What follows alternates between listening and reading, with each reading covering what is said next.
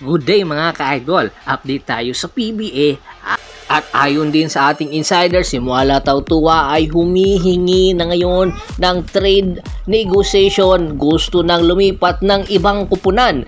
Pangalawang kampyonato na ang nakuha ni Muala Tautua sa SMB at malaki na ang tsansa sa edad na 34 years old ay pakakawala na nga ito ng SMB at kumuha na ng batang player. Hindi nang maganda ang nagiging performance ni Muala Tautua kung nandyan si Junmar Fajardo, kaya hindi nakikita ang kanyang full potential sa San Miguel Bearmen. Kaya naman maraki ang tsansa.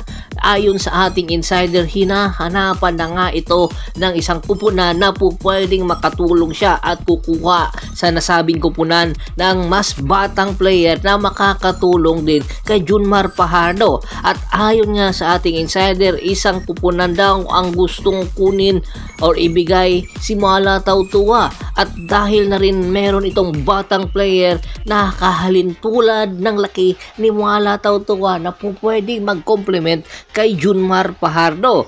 Dahil sa edad ni Junmar, rather ni Muala Tautua na 34 years old, ilang taon na lang ang ilalagi neto sa PBA. Kaya naman pinagsisikapan talaga ng mabuti ng management ng SMB na posible na itong palitan at ipadala na sa ibang kupunan.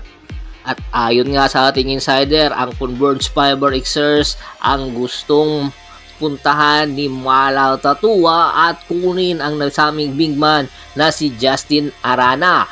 Marami ang nagtatanong, hindi maganda ang relationship ng Converge at ng SMB, kaya paanong paraan nila ito makukuhang si Justin Arana? Matatanggihan ba nila si Muala Tautua na isang big man na malaki ang maitutulong? Samantala ang pagkakomparison down ni Muala Tautua at ni Justin Arana, batang-bata pa si Justin Arana. Pero nagkakaproblema ngayon ang Converge Fiber Xers dahil malapit na mag-expired ang kontrata ni Justin Arana. At ayon nga sa ating insider, mayroon pala itong offer sa labas, particularly sa Japan B-League. Kaya naman pinangangambahan ng Converge Fiber Xers na baka hindi na ito mag-sign ng contract extension at lumipat na sa Japan. Kaya malaki ang posibilidad na instead natanggihan ang SMB, baka patusin na rin si Muala Tautua para nang sa ganon ay hindi mawala ang kanilang rights kay Justin Arana. Si Justin Arana kasi ngayon isa sa mga malaki ang potensyal na maging superstar big man sa hinaharap. Sa ganda ng kanyang ipinapakita sa Converge Fiber Xers, kinakailangan na ang kanyang outside shooting pa ang kanyang i-improve.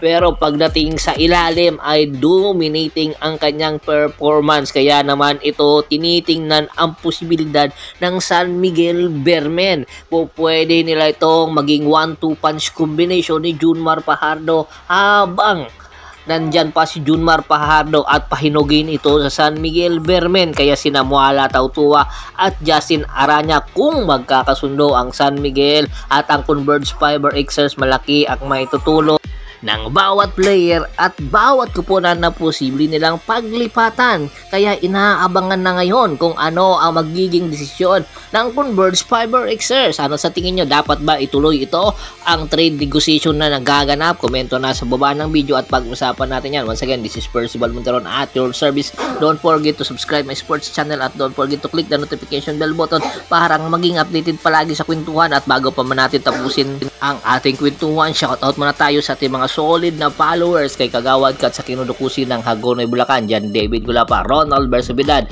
Ricky Lanza ng Ricky Rider TV ng Tansa Cavite. Marami pong salamat sa walang sawa niyong pagsuporta. Pakibisita na rin po ng Facebook fanpage ko, pakilike, pakipollow, pakishare, ganun din po sa YouTube channel ko. Hanggang sa muling kwentuhan, maraming salamat po.